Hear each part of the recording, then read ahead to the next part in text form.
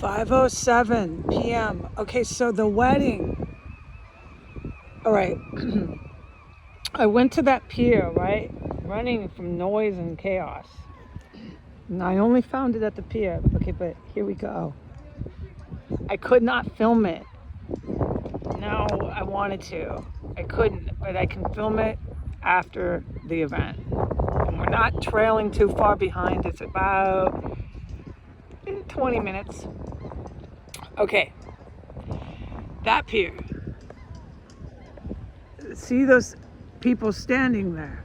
That pier. Okay, that's the one that I testified to the human remains and the combat inside the Legion homeless shelter. Okay, that's the pier where it can be peaceful and quiet. And then you have that pier. Okay, there's two. All right. So I went to the pier, where that pier from last night where the people are, so you can see the difference of the piers. And it turned into, I went to the end and sat there. I was alone. It was that I was grateful for. Underneath that pier that we're talking about is the entrance to the marina. The marina entrance and exit is very small. Entrance and exit. It's difficult, as you can see if you watch, for boats to get in and out. It's a very narrow entry. That marina turned into the BQE, the Brooklyn Queens Expressway, in rush hour. I've never seen a marina in my life having so many boats come and go. And at that same time, this was about 15 minutes before the wedding. At that same time, all the Air Force started buzzing. Here, I can say it too, it's cool. All Air Force, yeah, US Air Force. In different planes, we'll talk about that another time. I don't want to get sidetracked. All over, and so I knew, well, something's happening. The boats, the planes, oh, and it was loud. So there went my hopes of any peace and quiet. These planes are loud. And if they're doing an op right over your head, I need to say no more. And then it was every last boat that had a engine on it. And this includes sailboats. So everybody's using their engine to get in and out of this narrow entry to the... I'm telling you, there was at least 30 boats in a matter of 20 minutes. I'm surprised there wasn't any boat crashes, anything else. I've never, until I came here to a small town, seen things I've seen. So we had Air Force, multiple Air Force stuff, planes. It's really noisy. Okay, I'm got it earplugged. And then we had like 30 boats all at once. Okay, I'm at the edge of that pier. At the edge of the pier. And I'm just like, okay, I'm gonna keep my ears plugged and just sit here. At least there's not a mob scene of like the freaks on the beach here where I'm at now, all screaming and mufflers. And... All right. Then right under the pier, I'm sitting at the very edge of that pier. Right under the pier, so you see how there's the poles for the pier, comes the bride and groom in a small, electric boat.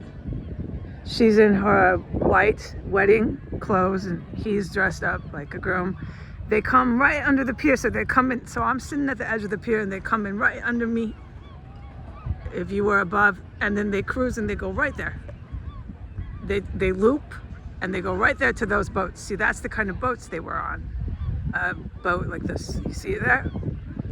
And there was these two men I thought they were part of this white nationalist uprising. I assume so, because the way they were acting. I didn't know they were part of the wedding. I had no idea until I saw the groom and the bride zoom up to them. And the chaos with the Air Force, different planes, and the chaos with the Brooklyn Queens Expressway boat traffic had only died for 5 minutes before.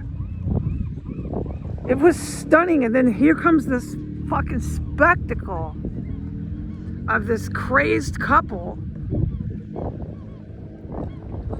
looping into this dock there, okay? And waiting for them was these two men in black suits. It's supposed to be some wedding sort of crew, okay?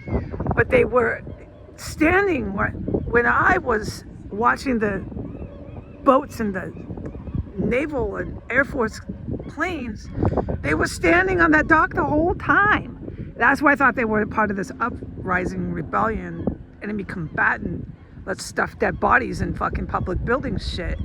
And I noticed they were wearing black suits, so I was like, I ignore these people at this point. I'm just sitting, I'm actually paying attention to the aircraft and the fucking boats, man. That would have kept your attention, that shit I just said. Okay. So the groom and the bride pull up to these thug type guys in black suits, and they go off to the wedding. See how it goes up there, and then they go walking gallantly to this wedding over there at this hot spot. Exactly, this row house hot spot. So I had to set my timer, you know how I have my set times, and they sat and they waited until I was allowed to leave. And right before I left, about 10 minutes before I was allowed to leave, electronic fucking weapons were used. Yeah, and this, we have to explain how that works a whole nother time. They were used. Okay, 10 minutes before I could leave. And when I was able to leave, the wedding crowd had left the ground floor and they're all up on the balcony now. The ground floor was cleared out. And I was able to walk around the building from the back and go that way and then come straight here where I am now. Okay, so that's the logistics. But I'm allowed to say my opinion here on the wedding. You could hear it. The man marrying them, and you could hear a few responses. I believe I heard "I do." It was nothing really stated by the bride and groom. The only one doing all the audible statements was the man that was marrying the couple. It was a Indian Pakistani man in his 50s, and by what I could tell, the woman was in her 30s, so he was considerably older, but don't quote me on that because I didn't get a view of her face. But it for one, it was an interracial marriage. Okay, that's fine, but the age difference, and then the whole airplanes, the Air Force airplanes, the electric weapons, regionally where he's from, what's going on here with the Indian Pakistani terror group. The crowd was filled with only white, and only Eastern Indian Pakistanis. That was it. That was the crowd. That was it. Okay? I'm going to get to my opinion here. But I still want to state some facts.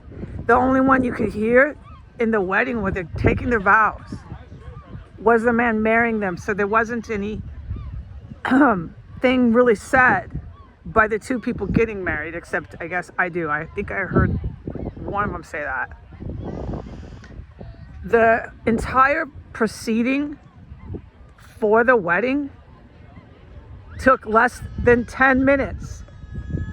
The man who had the license to legally marry them in the state of Washington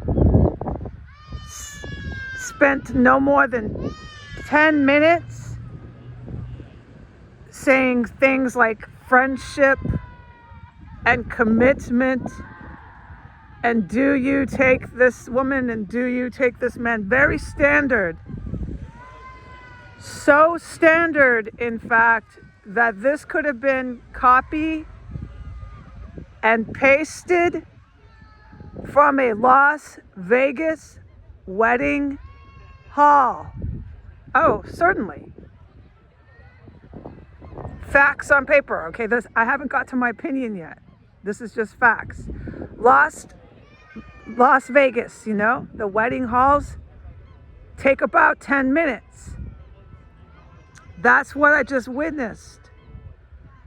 I also witnessed after the 10-minute legal, do you take this man, friendship, commitment, it was scripted as if you copy and pasted it from a Las Vegas wedding hall. If you get married in a civil courthouse by a judge,